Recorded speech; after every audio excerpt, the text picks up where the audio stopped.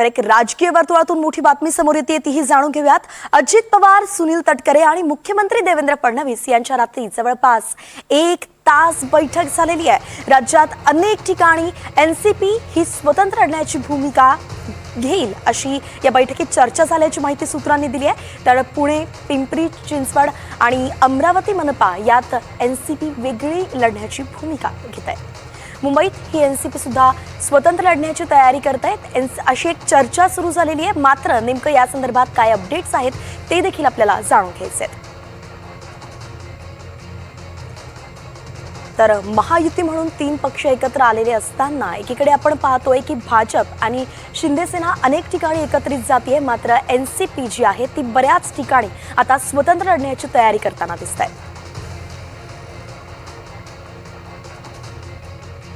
सागर कुलकर्णी आपले प्रतिनिधी आपल्यासोबत जोडले गेलेत। सागर, काय सांगाल, एनसीपी नेमकं कुठल्या ठिकाणी स्वतंत्र लढण्याची तयारी करताय?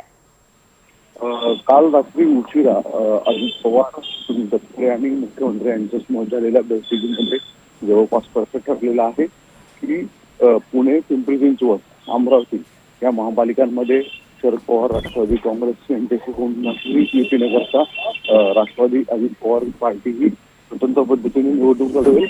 ही महायुतीमध्ये निवडणूक लढवणार नाही आहे। दुसरीकडे मुंबई महापालिकेमध्ये सुद्धा नवाब मलिक एक जर चेहरा किंवा मलिक चेहरा नाही तर स्वतंत्र पद्धतीने निवडणूक लढवण्याचे संकेत सुद्धा या बैठकीत अजित पवारांनी मुख्यमंत्र्यांना दिल्याचं समजतं। कारण की जागा वाटपामध्ये फक्त मुस्लिम बहुल भागामध्ये अजित पवार यांच्या एनसीपीला जागा देण्याची भूमिका या बैठकीत संकेत दिले गेले असं म्हटलं जात होतं।